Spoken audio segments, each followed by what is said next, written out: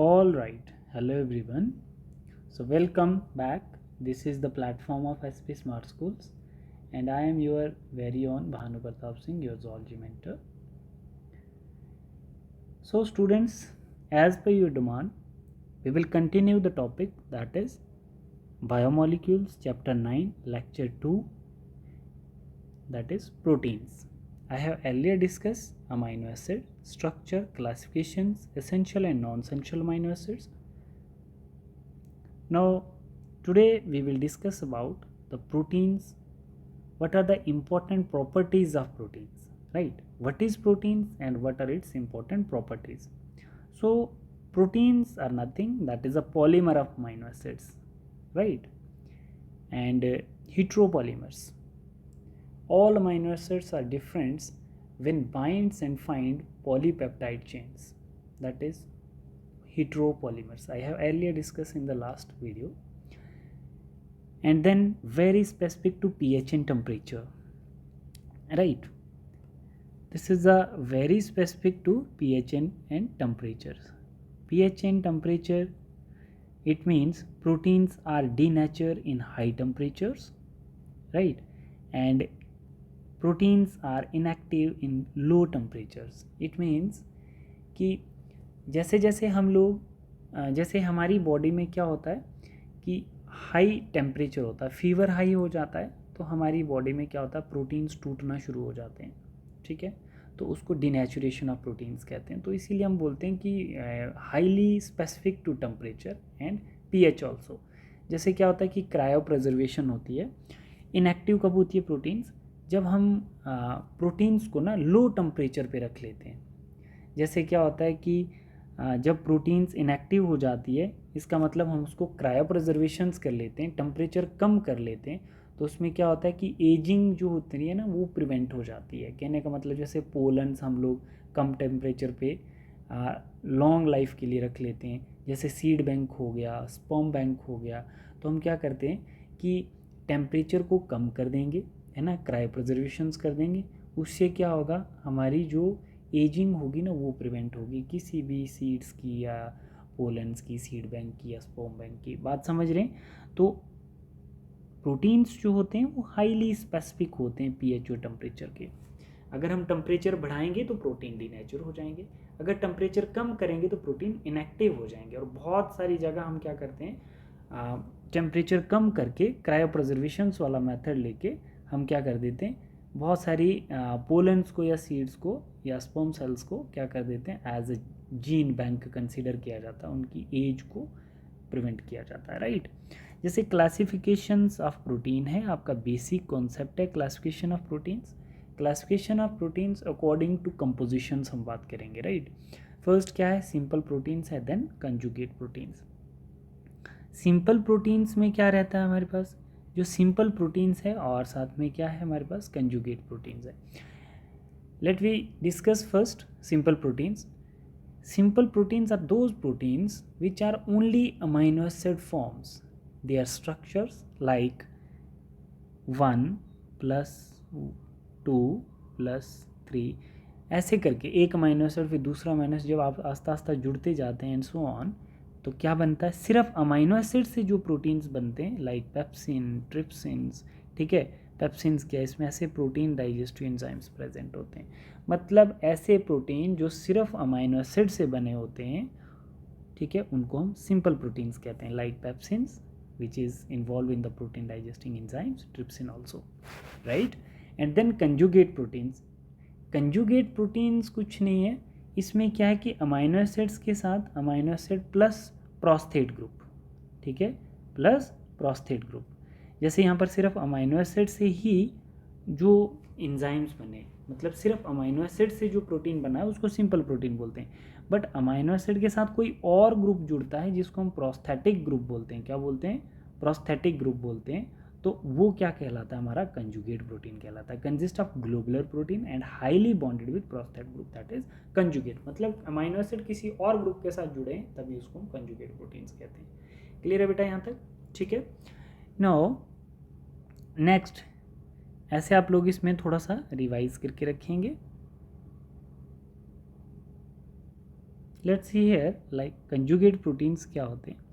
जैसे हमारे पास है यहाँ पे देखिए, जैसे ये क्या आ गया हमारे पास, नेम ऑफ कंजुगेट प्रोटीन, जैसे ग्लाइकोप्रोटीन है, क्या है, ग्लाइकोप्रोटीन्स हैं। ग्लाइकोप्रोटीन्स का क्या है, ये प्रोस्थेटिक ग्रुप है, क्या नाम है उसका, फास्फोरिक एसिड, क्या है, फास्फोरिक एसिड। और ये क्या है, ये हमारा ग्लाइकोप्रोटीन्स है। ग्लाइकोप्रोटीन्स क्या, that is a conjugate proteins, ठीक है। ये एक प्रोटीन्स है, name of protein that is glycoproteins, and is prosthetic group that is phosphoric acid which occurs in cheese, egg, इनमें प्रेजेंट होते हैं। ग्लाइकोप्रोटीन्स, ठीक है, which is a conjugate proteins, is prosthetic group is carbohydrate which is occurrence in saliva. Chromoproteins and prosthetic group is pigment and occurs in hemoglobins. ये point आपको थोड़े से important याद रखने हैं, ठीक है बेटा। नेक्स्ट हमारे पास आता है, जैसे हम नेक्स्ट देखते हैं classification of protein according to functions, right. अब क्या आता है, what will we do this proteins, क्या करेंगे, स्ट्रक्चरल फॉर्मेशंस में हेल्प करेंगे, हेल्प इन स्ट्रक्चरल फॉर्मेशंस। ये जो प्रोटीन्स होते हैं, ठीक है ना, ये किस में हेल्प करते हैं, स्ट्रक्चरल फॉर्मेशंस में भी हेल्प करते हैं। जैसे आप लोग देखिए स्ट्रक्चरल फॉर्मेशंस कौन से प्रोटीन्स होते हैं, कोलेजन प्रोटीन, केराटिन, ये क्या करते हैं, स्ट्रक्चर बनाने में हेल्प करते हैं बॉडी का। और फंक्शंस क्या होता है, बोन्स, नेल्स, हेयर्स, ठीक है। फिर उसके बाद नेक्स्ट क्या है, जैसे protein form enzymes like trypsin, ठीक है, रिबुलोज, कार्बोक्सिलेस, राइट। इंजाइम बनाएंगे प्रोटीन्स, स्ट्रक्चर बनाएंगे किसी भी ऑर्गेनिजम्स का, ठीक है, जैसे ट्रिप्सिन, राइबुलोज, कार्बोक्सिलेस, ठीक है, प्रोटीन फॉर्म एंजाइम।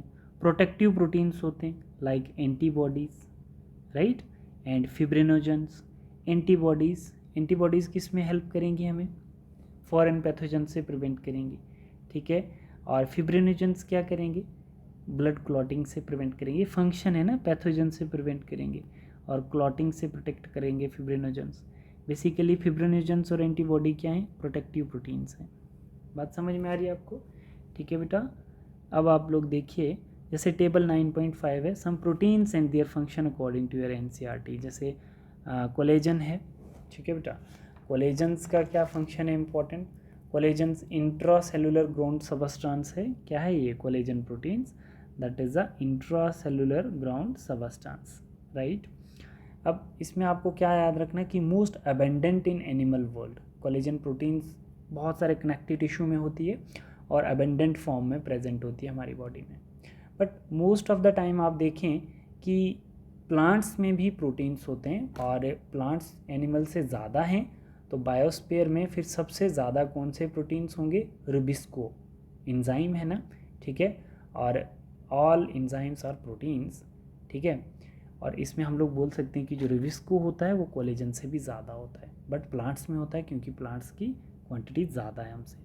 देन हमारे पास क्या है, ट्रिप्सिन्स है, ट्रिप्सिन्स क्या है, एंजाइम है, प्रोटीन डाइजेस्टिव। इंसुलिन क्या है, हार्मोन्स हैं, तो इंसुलिन है क्या, प्रोटीन्स है, फंक्शन क्या होता है, हार्मोन प्रोड्यूस करता है। रिसेप्टर क्या है, प्रोटीन्स हैं, ठीक है, और सेंसरी रिसेप्शंस में, स्मेल, टेस्ट में हेल्प करते हैं। फिर उसके बाद इंपॉर्टेंट एक ग्लिट आता है हमारे पास, है ना, GLIT4 क्या है, प्रोटीन है, enable glucose transport into the cell, cell में ग्लूकोज को ट्रांसपोर्ट करने के लिए इस इंपॉर्टेंट प्रोटीन्स का रोल होता है। तो ये पॉइंट थोड़े से बच्चे हैशटैग करके आपको रिवाइज रखने हैं, याद रखने हैं, ठीक है। देन हम लोग स्ट्रक्चर ऑफ प्रोटीन्स देख लेते हैं। कितने टाइप के स्ट्रक्चर होते हैं बेटा प्रोटीन्स के, 4 टाइप के होते हैं, आप लोगों को पता होना चाहिए कौन कौन से स्ट्रक्चर रहते हैं इसमें। जैसे हमारे पास एक प्राइमरी स्ट्रक्चर है, सेकेंडरी स्ट्रक्चर है, टर्शरी स्ट्रक्चर है एंड क्वाटरनरी स्ट्रक्चर है। प्राइमरी स्ट्रक्चर मतलब 1D 2D 3D and 4D structure होते हैं। प्राइमरी स्ट्रक्चर में क्या होता है, जैसे ये एक अमाइनो एसिड आ गया, एक ये अमाइनो एसिड आ गया, ये एक अमाइनो एसिड आ गया, ठीक है, एक ये अमाइनो एसिड आ गया। ये कहने का मतलब है कि when amino acid arrange in a line, है ना, arrangement to form straight chain and form linear arrangement of amino acid, that is known as primary structure, ठीक है। आप लोग देख सकते हैं यहाँ पर, when amino acid arrange in a line arrangement to form straight chain and form linear arrangement, that is known as primary amino acids, like this। यहाँ पर देख लीजिए, बच्चे यहाँ पे क्या है आप लोग देखें, जैसे एक ही अमाइनो एसिड आ गया 1 2, देखिए अमाइनो एसिड 1 2 3 4 एंड 5, ठीक है। तो अब ये क्या है, अमाइनो एसिड एक लाइन में, इनकी लीनियर अरेंजमेंट है, ठीक है। तो ये कौन से प्रोटीन है, प्राइमरी स्ट्रक्चर ऑफ प्रोटीन्स है। बट एक अमाइनो एसिड दूसरे अमाइनो एसिड के साथ जो जुड़ा हुआ है आपको पता है वो कैसे जुड़ा है, पेप्टाइड बॉन्ड फॉर्मेशन हुई है। यहाँ पर कौन सी बॉन्ड फॉर्मेशन हुई है, पेप्टाइड बॉन्ड फॉर्मेशन हुई है। यहाँ पर देखिए कितने पेप्टाइड बॉन्ड बन गए, 4 पेप्टाइड बॉन्ड बने। इवन की अमाइनो एसिड कितने, 5 अमाइनो एसिड हैं। तो आपको पता होना चाहिए वो फॉर्मूला जो था हमारा 5-1 वाला, है ना, हम कैसे बॉन्ड ऑर्डर निकालते हैं, ठीक है बच्चे। It is also known as linear arrangement of amino acids. But इसमें एक कॉन्सेप्ट आता है, this structure gives us information about number of amino acid. ये स्ट्रक्चर हमें अमाइनो एसिड काउंट करने में हेल्प करता है। और दूसरा arrangement of amino acid. Arrangement of amino acids का मतलब होता है कि किस तरह से जुड़े हैं अमाइनो एसिड।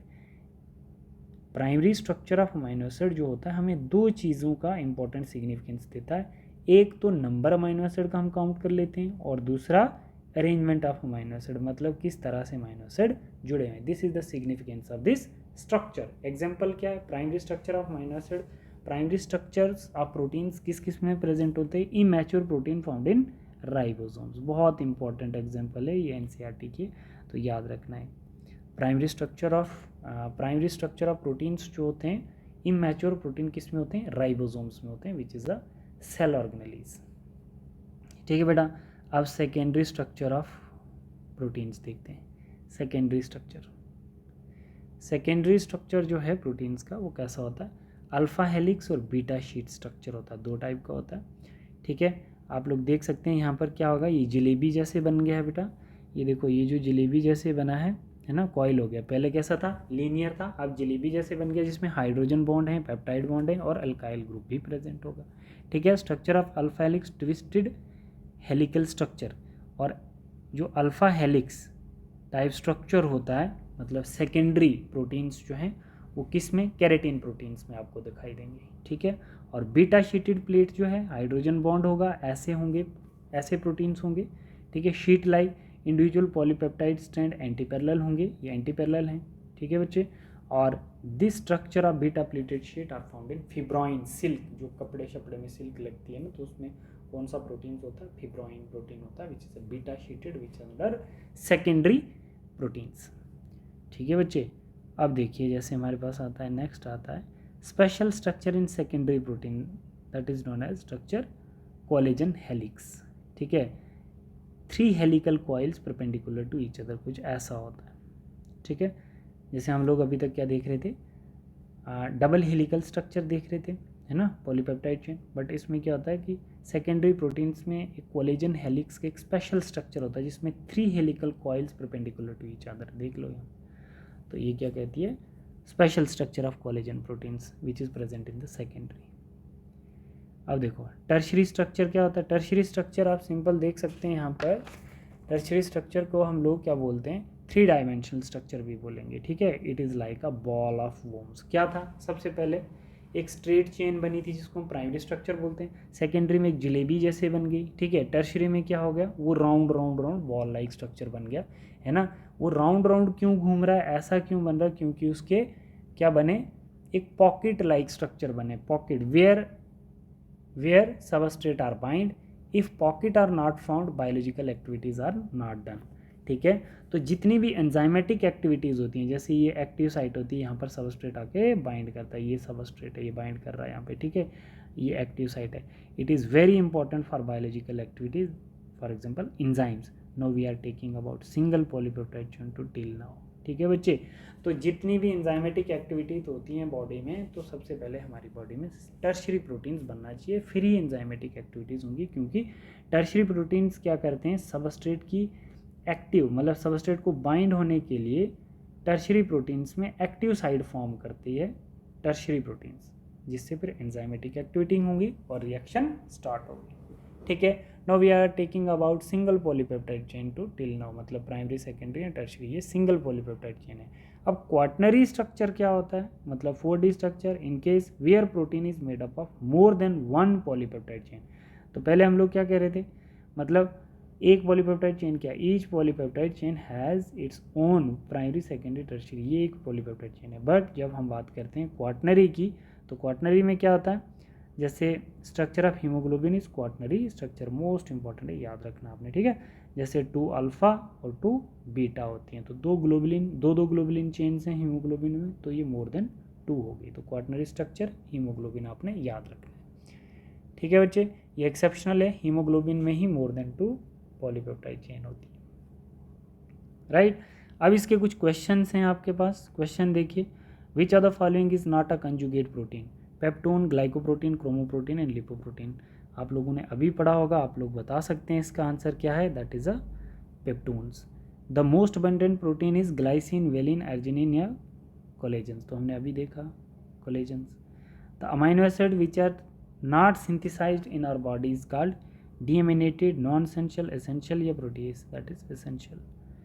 नेक्स्ट देखिए बच्चे, आप लोग और भी क्वेश्चन खुद से सॉल्व करें, ठीक है। तो ये हमारा प्रोटीन्स का जो चैप्टर है वो ख़त्म हो गया। नेक्स्ट हम लोग फैट पढ़ेंगे, लिपिड्स और फैट एक ही चीज़ है, हम लोग नेक्स्ट वीडियो में डिस्कस करेंगे। अच्छे से बच्चे वीडियो वॉच करें, वन शॉट रिवीजन अच्छे से कंप्लीट करें। सभी बच्चों को बायोमोलिक्यूल चैप्टर कंप्लीट समझ में आ जाएगा, बट सीक्वेंशियल मैटर में वीडियो वॉच करें। Thank you class.